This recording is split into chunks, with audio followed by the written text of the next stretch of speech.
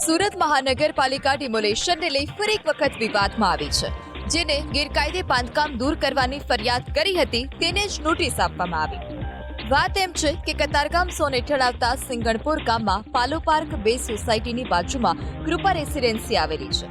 આ બિલ્ડિંગના flat number 104ના રહીશે બિલ્ડિંગના નિયમોને નેવે મૂકી પતરાનું બાંધકામ કર્યું, જેને કારણે આસપાસના રહીશોને મુશ્કેલી પડતી।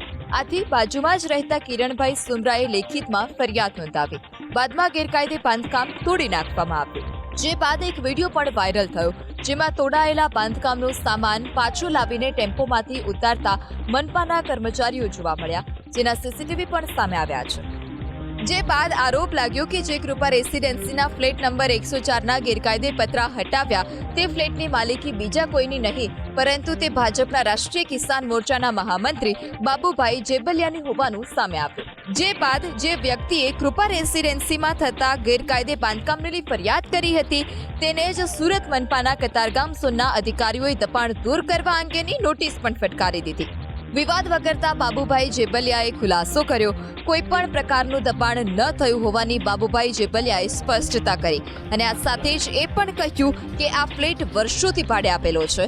ગેરકાયદે બાંધકામની અરજી કરનાર વ્યક્તિને બાબુભાઈની સોસાયટી સાથે કોઈ લેવા દેવા ન હોવાનું સામે આવ્યું।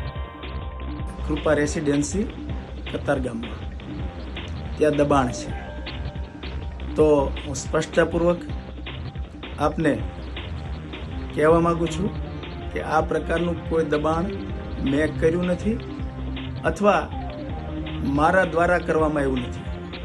ત્યાં મેં વર્ષોથી ફ્લેટ ભાડે આપેલો છે અને આમાં ક્યાંય પણ મને રસ નથી, મારો કોઈ હિસ્સો નથી।